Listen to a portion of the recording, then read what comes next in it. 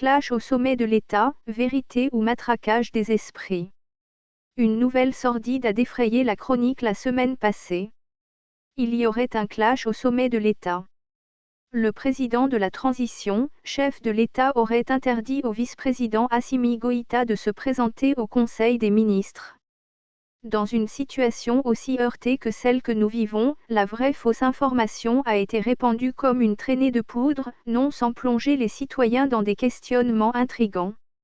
C'est la seule réussite de la manœuvre dont l'ineptie le dispute à la puérilité. Les esprits ont été bien matraqués jusqu'à les faire admettre qu'au sommet de l'État, la transition n'est plus qu'une pétaudière où, entre confusion et désordre, le président Bandao et son vice-président, colonel Assimi Goïta, à force d'en faire chacun à sa tête, sont à deux doigts près d'un corps à corps historique. Un pugilat grandeur nature auquel le peuple est averti à temps pour suivre le déroulement de ce combat du siècle sur les hauteurs de Koulouba. La grande nouvelle a d'abord fait l'objet de choux gras dans la presse, puis elle a connu un partage viral sur les réseaux avec des détaillants croustillants. Du beau roman avec des épisodes bien imaginés. Bandao a interdit à colonel Assimi Goïta de pointer désormais le nez au Conseil des ministres puisqu'il est le chef suprême qui n'entend pas être ni gêné dans ses prérogatives, ni être mis en équerre avec qui que ce soit. Le vice-président, dans une sorte de réplique du berger à la bergère, aurait signifié au président de la transition que c'est lui qui l'a fait roi et qu'il peut donc le défaire. Rendez-vous aurait ainsi été donné pour le mercredi, 24 mars pour voir qui tient vraiment les manettes de l'État, Bandao ayant juré que si Assimi Goïta se présente devant la salle de réunion du Conseil des ministres, il l'arrêterait. L'intrigue, si ce n'était qu'au théâtre, aurait été de belle facture à seulement 2 jours de l'anniversaire du 26 mars 1991. Malheureusement, ce n'est que du théâtre d'ombre qui laisse le peuple sur sa faim puisqu'il apprendra que rien n'est plus faux.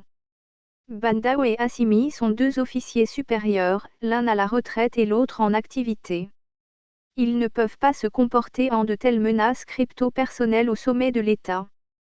Un enfantillage, véritable combat de coq à défaut d'être une ridicule scène de ménage, qui les déshonorerait pour de bon et qui ne manquerait pas de casser leur grade.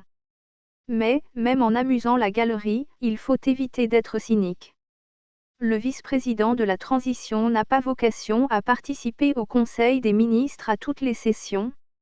Son rôle a été défini 3 semaines après la prestation de serment du 25 septembre 2020. En effet, par décret numéro 2020-0094 PTRM du 16 octobre 2020, les attributions du vice-président et l'organisation de son cabinet ont été clairement définies. L'article 1er du dit décret est suffisamment explicite en ses alinéas 3 et 4. Il, le vice-président, participe aux réunions du Conseil supérieur et du Comité national de la défense nationale, alinéa 3. Il participe aux réunions du Conseil des ministres à la demande du président de la transition, alinéa 4. Colonel Assimi Goïta est un officier supérieur respectueux des lois et règlements. On le voit mal enfreindre le décret présidentiel relatif à ses attributions après 5 mois de tandem harmonieux avec le président. Cette vue de l'esprit ne peut prospérer.